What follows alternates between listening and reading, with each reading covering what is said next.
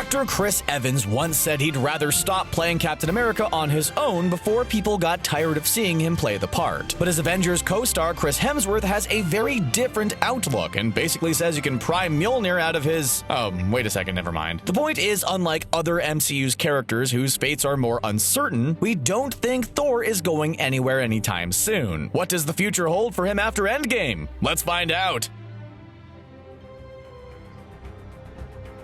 Poor Thor has had a rough time in the MCU so far. Things started out so well for him in his first movie when he was on the precipice of his coronation. And then in the following movies, pretty much everything that could have went wrong did go wrong. His parents are gone, his mean older sister broke his favorite toy, and his brother betrayed him about a dozen times before his life came to an end. Oh, and he definitely got dumped by Jane Foster. Sorry, Thor, we aren't buying the whole it was a mutual thing. At the end of Ragnarok, Thor learned that what made Asgard special wasn't its specific location, but the people in it, which is convenient considering Asgard was reduced to a pile of smoldering wreckage until even the foundation wasn't viable, so rebuilding his kingdom where it stood clearly isn't an option anymore. He was headed to Earth to make a fresh start, and then the whole unpleasantness with Thanos happened. After the Mad Titan showed up, all Thor could think about was getting a new weapon and taking down Thanos. Well, he did about half of those things, but somehow we don't think Thor looks at this situation as a universe half full of life scenario.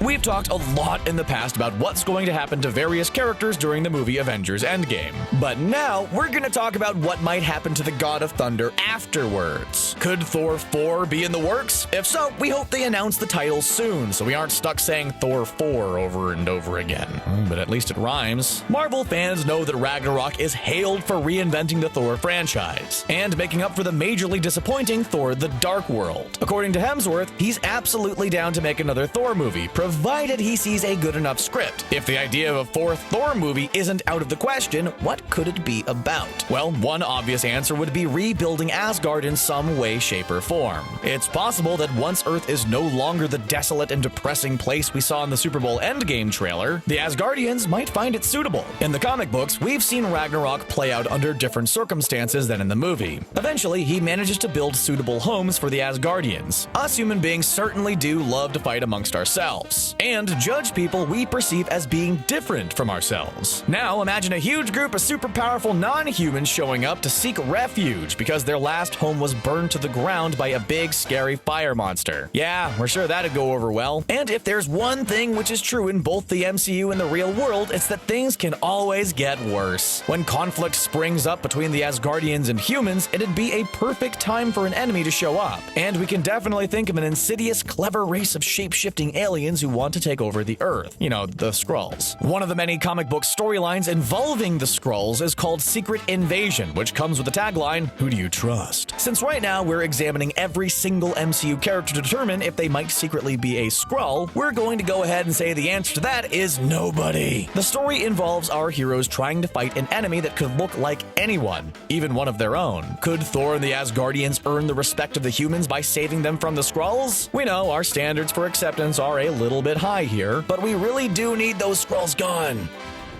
Of course, there's always the possibility that Thor won't decide to keep his people on Earth. There are a couple of well-known and much-beloved characters from the franchise we haven't seen in a while. We were disappointed that Lady Sif was missing from Ragnarok, but considering what happened to the rest of the Asgardian warriors, that's probably for the best. The real-world explanation for her absence is sadly pretty anticlimactic. Actress Jamie Alexander was unable to appear in Ragnarok due to a scheduling conflict with the show Blind Spot, but just because Alexander had a practical yet very unexciting reason for not reprising her role as Sif doesn't mean Marvel won't work in something more exciting later on. Especially since Marvel Studios head Kevin Feige claims "Where is Lady Sif?" is a good question for another time.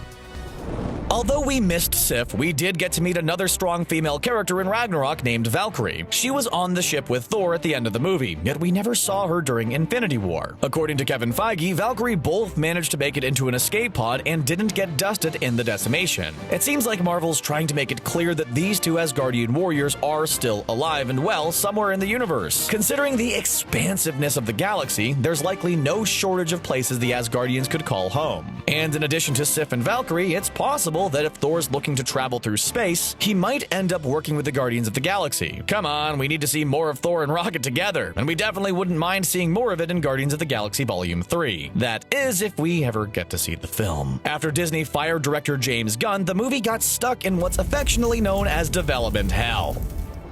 It's hard to say if we'll be graced with another standalone Thor movie, or if our Asgardian hero will make an appearance in Guardians of the Galaxy 3 or some other franchise, but we definitely don't think Endgame is going to be the end of the God of Thunder. Don't forget that Thor is supposed to be in charge of the 9 realms, and there are a couple we haven't seen much of in the MCU. Of course, we all know Asgard, which is no more, and there's Midgard, which is where we live. Then there's Niflheim, which is basically hell, and Muspelheim, which is a world of fire. Neither are places we'd particularly want to visit, and we doubt the Asgardians would find them very hospitable. Jotunheim and Svartalheim are home to the Frost Giants and the Dark Elves respectively, so let's go ahead and cross those places off the list. Then there's Nidavellir, which was traditionally home to the dwarves, and, well, you know what happened to them. The good news is that it's definitely vacant, but the bad news is that it's because Thanos wiped all of them out. Yikes. Thankfully, there are a couple of places with less depressing histories. These include Vanaheim, where the Vanir live, which might be a little bit rustic, but still serviceable, and then there's Alfheim, where the Light Elves live. We haven't seen this realm explored in the MCU yet. In fact, there are some fans who believe Thor might not wait until Endgame is over to check this place out. It's entirely possible we'll see Thor trying to assemble an army to take on Thanos, and frankly, he's a little short on allies at the moment. It's possible we may see the God of Thunder traveling to Alfheim and interacting with the Light Elves.